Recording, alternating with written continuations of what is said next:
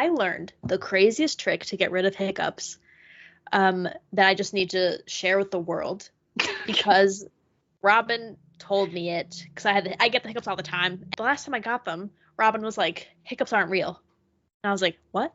And then I thought about it, and then I stopped hiccuping. And 2 later times, I've gotten the hiccups, and I go, "They're not real," and then I just stop.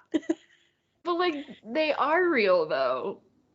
You just tell your body it's not possible to hiccup, and then it doesn't.